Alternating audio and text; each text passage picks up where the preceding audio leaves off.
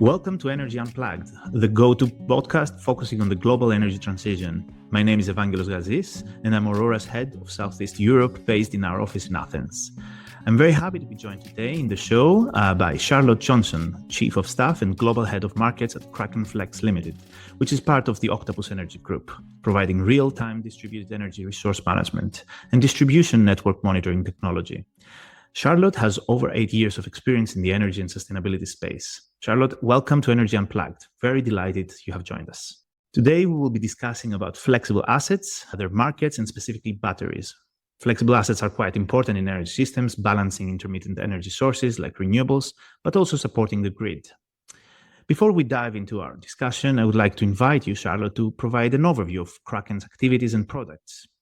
Yeah, so Kraken covers multiple parts of the energy ecosystem. So we cover everything on the generation side, which can be connecting to an asset, controlling an asset, and then optimizing an asset in different markets. So an asset can be anything in the home, like EVs, heat pumps, home batteries, smart thermostats, or it could be anything on the generation side of grid scale assets. So solar, wind, and storage are the main ones.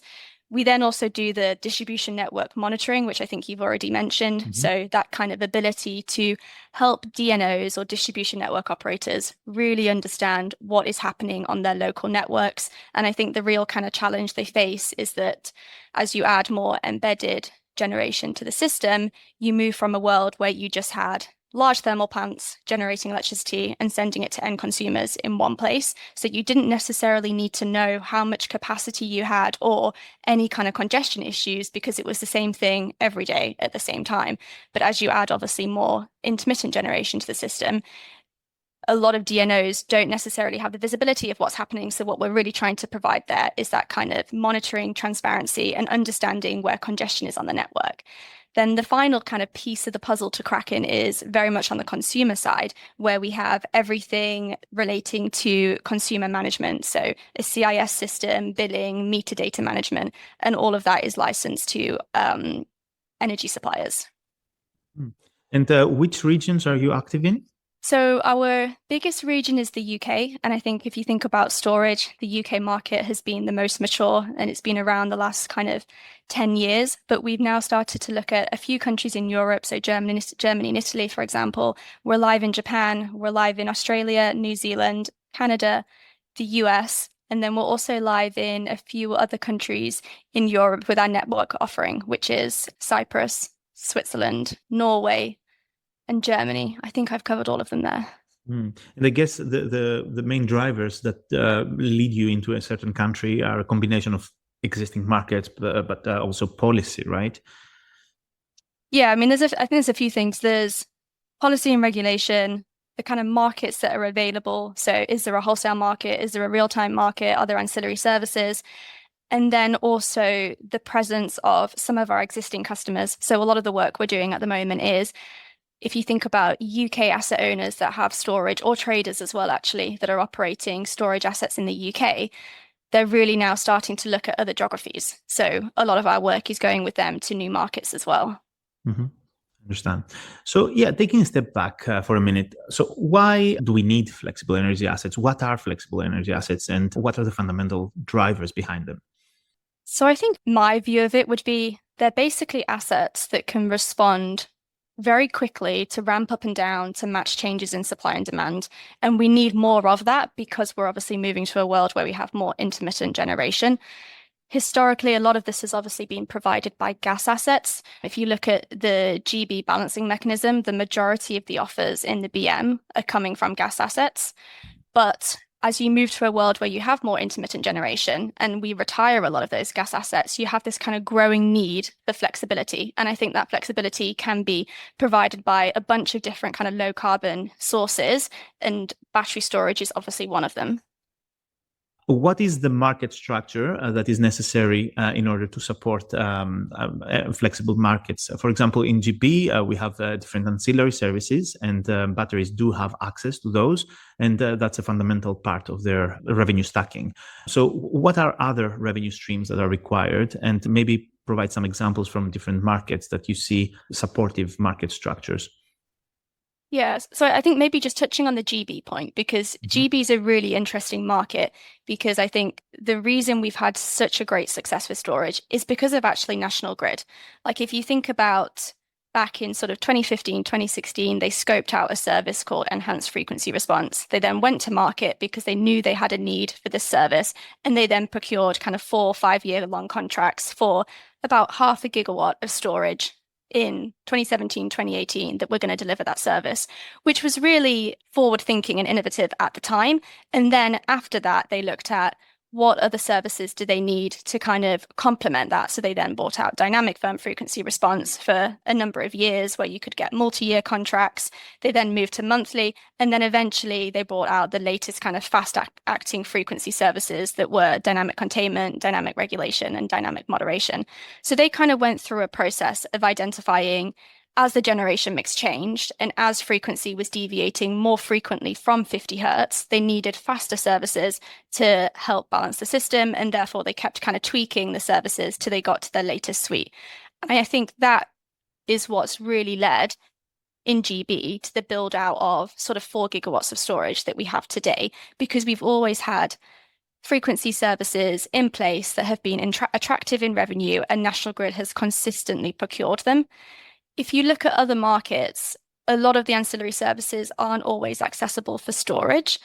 Where they are, they might not always be valuable, or storage will be competing with other kind of thermal assets in those markets because the response time isn't as fast. I think when you have a really, really quick response time that you have to deliver, the only people or assets that can deliver that are storage. But if you look at some markets where they have a slower response time, then storage is going to compete with traditional assets that are already participating in that market. And I think GB is a really unique example because National Grid has kind of scoped these ancillary service frequency contracts really just for battery storage.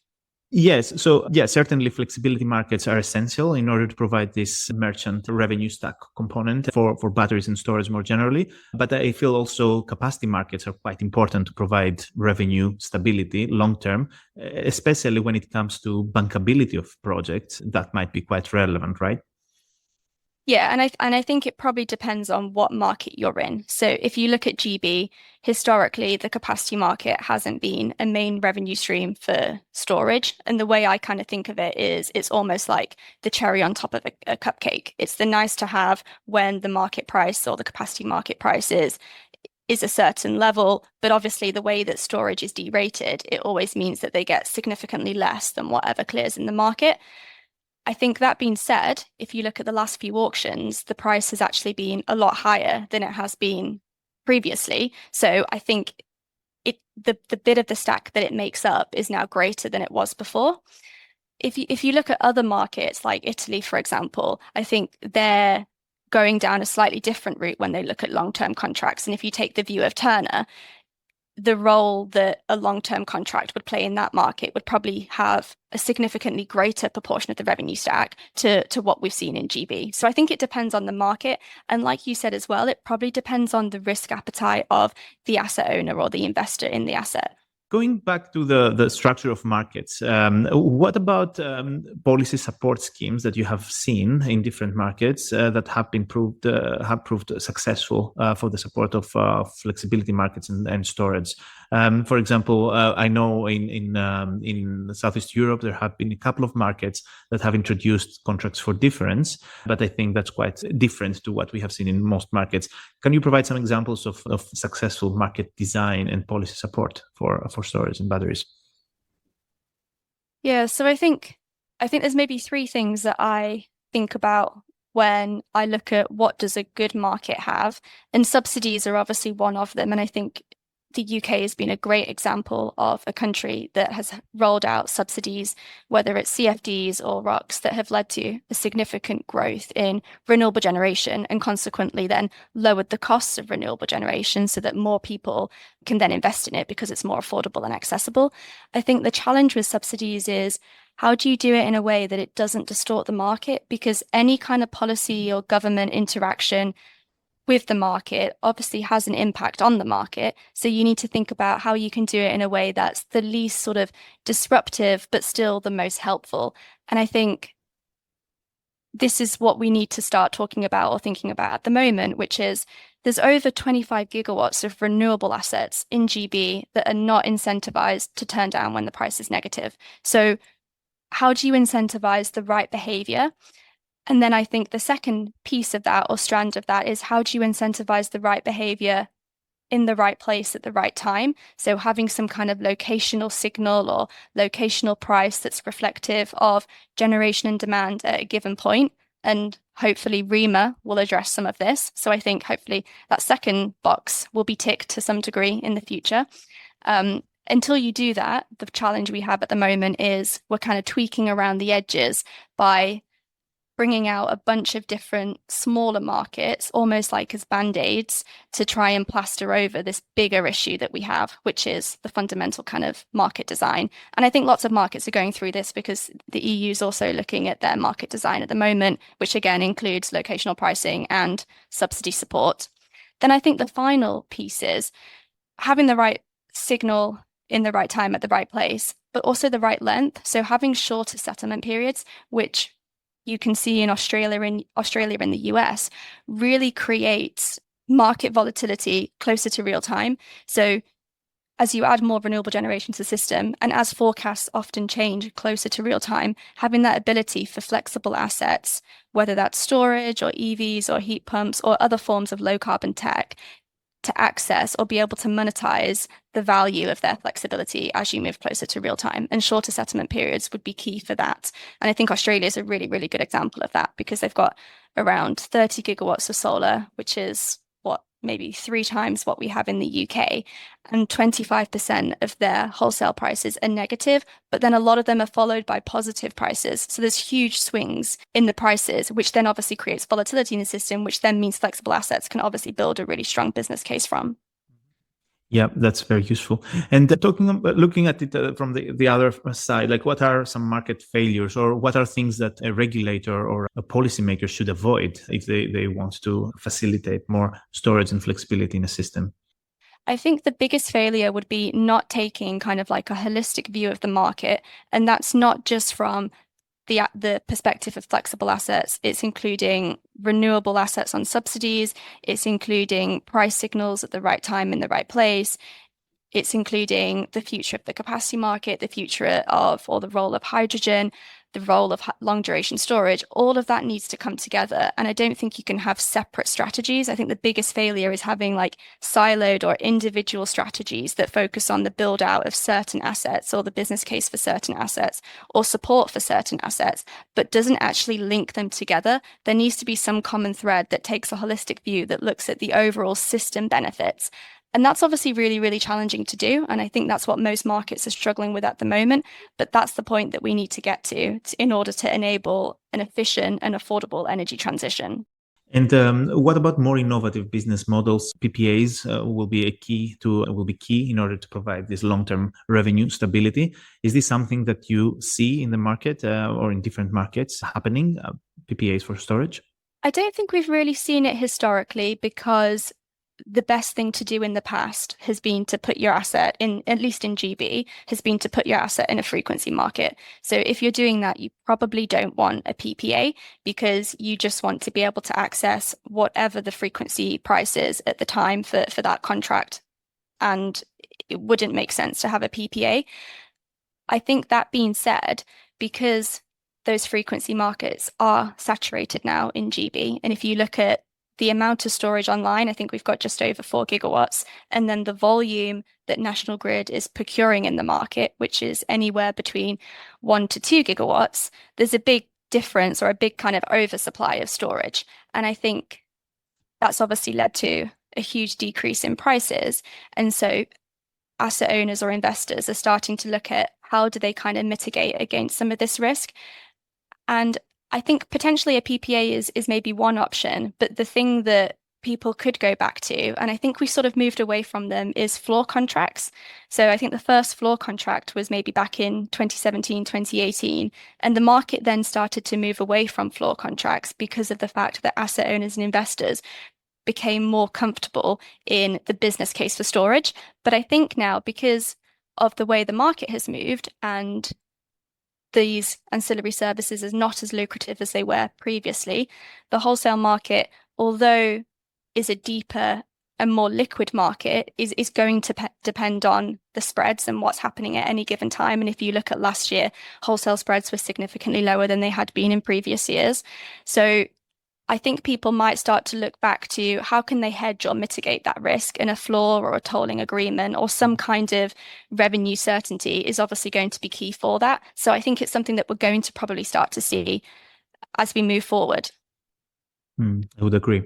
And now focusing on batteries specifically as providers of flexibility, the current dominant design is lithium-ion batteries, usually 1 to 4 hours in duration. So what are the advantages and possibly what are the limitations of this technology?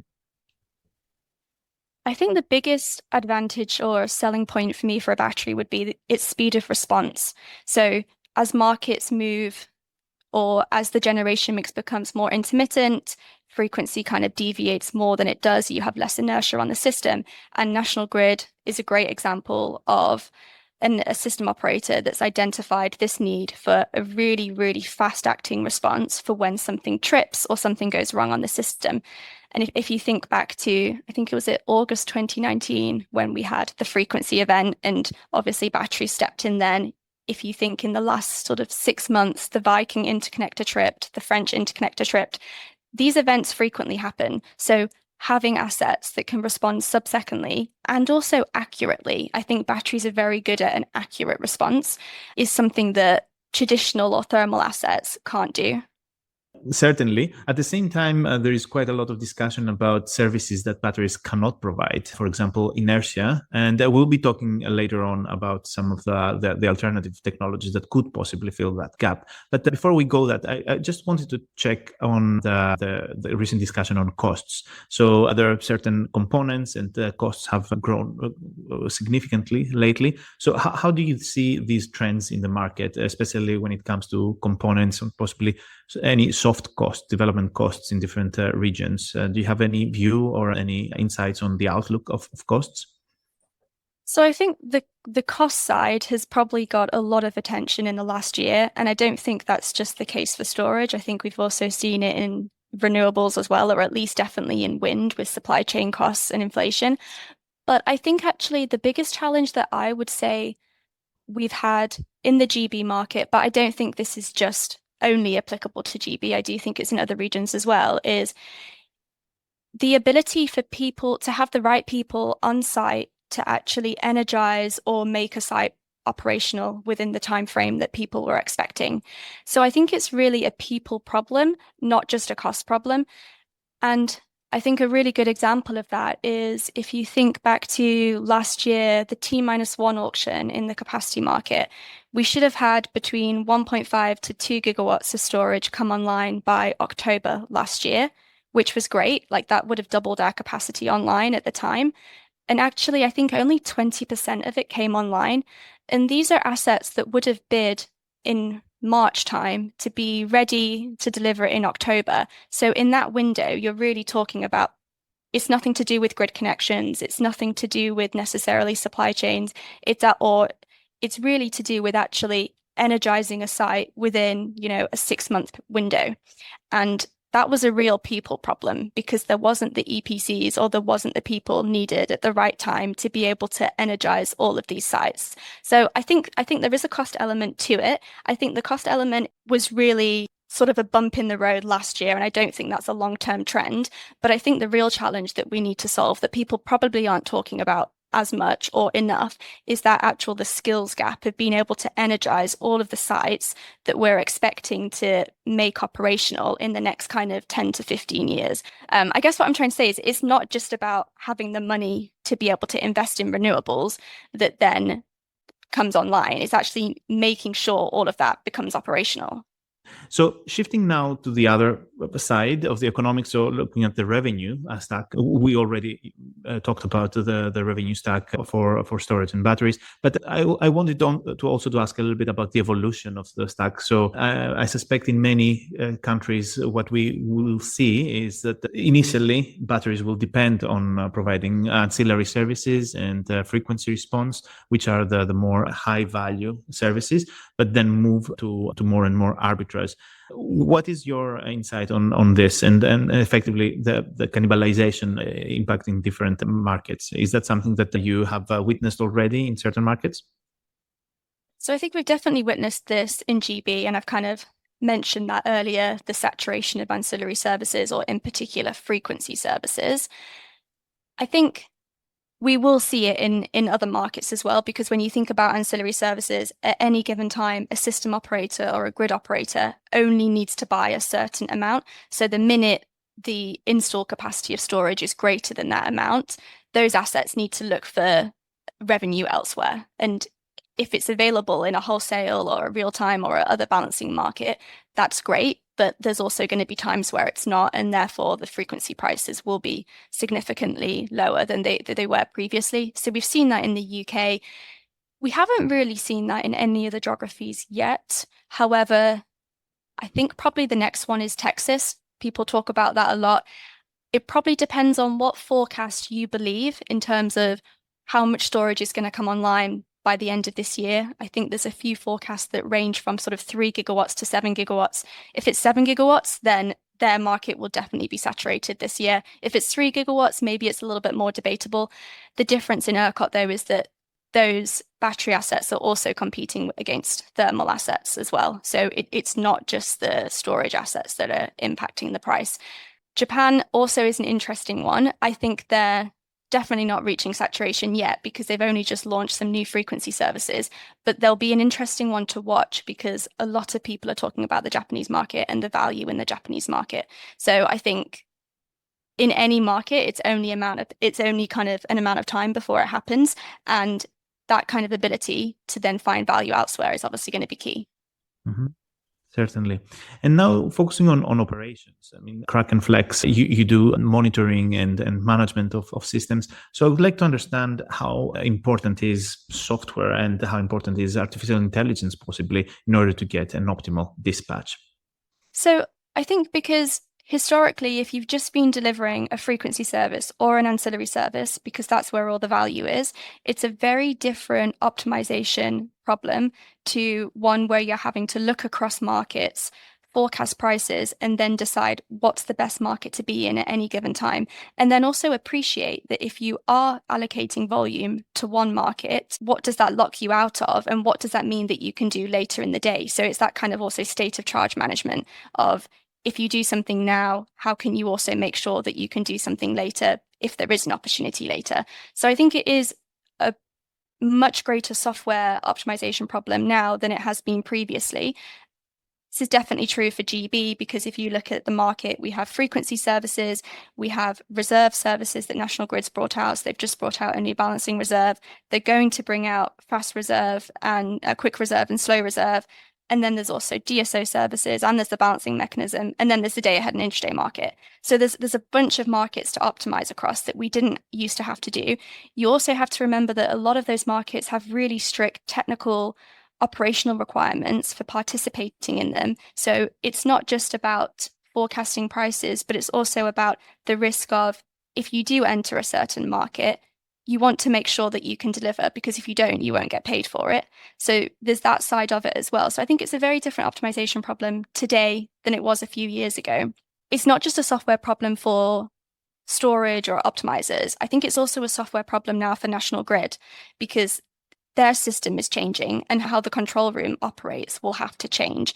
And automating or dispatching a large number of distributed assets can't be done manually anymore. So I don't think it's just a software optimization problem for utilities or asset owners or traders. I also think there's a big piece around digitalization of the system operators or grid operators that are running the markets, because they also need to be taken on this journey, because we can optimize and dispatch assets, but we also need to know that the system operator in the balancing mechanism or whichever market that they run can also do the same as well on their end. And I think National Grid has obviously gone through a big process at the moment to look at how they can digitalize or automate some of their processes in the BM, which should make a difference to then again how assets bid into markets and where they see the value. Of course, yeah, you're perfectly right. And I mean, going back again to the operation from the developer point of view or the owner point of view, I would think that the co-location will make things even worse when it comes to complexity,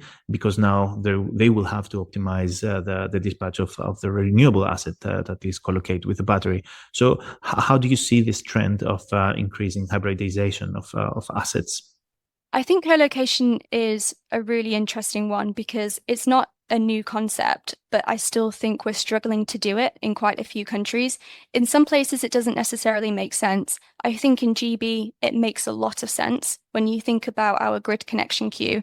And if you imagine all of the solar in it and all of the storage in it, if you could almost like join them together or put them together, it would significantly change the length of the grid connection queue. So I think co-location makes a lot of sense, but the challenge is then technically how you deliver it. So I don't think the industry has really settled on a standard way of doing a co-located site. So what does a co-located site look like in terms of the setup, the design, how you connect to it? Certainly. Yeah. So we've talked quite a lot about batteries, effectively, especially grid scale batteries. But what about other technologies and flexibility assets? What are some top alternative technologies that could provide similar services to the system? So I think storage will always have a really unique role to play in fast responding services like frequency services, because they can respond subsecondly and they also can respond really accurately, and not all asset classes can do that. Most storage in the UK and also in other regions as well tends to be 1 to 2 hour in duration. Like that's what most people are building. So again, it will be good at that kind of short-term balancing. I think beyond that, there are other assets or technologies that have a role to play. I think flexibility from residential assets like electric vehicles and heat pumps will be a big one. I don't necessarily see them as competing with storage when it comes to frequency services. I don't think that would be the issue. I think when it comes to intraday balancing, they probably will both play in the balancing mechanism. But EVs and heat pumps are really good when you think about if you have a gigawatt of storage, for example, and it's 1 to 2 hours in duration, that's 1 to 2 gigawatt hours of energy. If you think about EVs and you have the equivalent, so 1 gigawatt of EVs, that's probably at any given time, depending on charging levels, it could be up to 7 hours of charging. So that's 7 gigawatt hours. So the potential for that to scale is huge. I just think it's an area that's really underutilized at the moment, but I definitely see flexibility from the demand side playing a huge role in alternative technologies that can participate in these markets. Many thanks. And looking into the future, what would you say might be the most important enablers for more storage and flexibility in the system? And possibly what are some disruptors that might change and shift the paradigm? So I think enablers are digitalization of the grid. We can't do the energy transition without digitalization. So looking at the technology that we use on the distribution network and the system operator and joining the two together. So we've got this kind of overall efficient, co-optimized system view. I think what would really disrupt the market and also help the market is obviously flexibility from residential assets. People, when they buy an EV or a heat pump, they're not doing it so that they can make money or it can be optimized in the balancing mechanism. They're doing it because you want a car or you want a warm home. But through doing those two things or investing in those assets, you then have a bunch of flexibility that can be unlocked. Because most people, I think, if you buy an EV, you charge it overnight, you don't necessarily care at what point through the night your car is charged. You just want to know when you wake up in the morning and go to work at 7 o'clock or 8 o'clock, your car will be charged at 90%, 100%, whatever your preference or parameters are. I think letting software platforms or having the ability to have a system where we're connected to all of these assets and then customers basically submit preferences on an app or through whatever the mechanism is, and then software providers or platforms have that ability to decide when is the cheapest time for National Grid in the balancing mechanism to charge your car, or when is the cheapest time on the day ahead or intraday market to charge that car. And I think that's a part of the system that has the potential to unlock so much value, not just for the system operator and the overall system, but actually for consumers and the reward or the value that they can reap from that, from having cheaper charging, basically. Charlotte, it was my pleasure discussing with you today. Thank you so much for sharing your very interesting insights. Thank you very much for inviting me. And to all of our listeners, thank you for joining us today on Energy Unplugged. That was Evangelos Gazis, Aurora's head of Southeast Europe, talking to Charlotte Johnson, Chief of Staff and Global Head of Markets at Kraken Flex Limited. Do keep an eye on our feed for more in-depth conversations with senior members of the energy industry. The best way to do this is to subscribe or follow using your preferred podcast platform.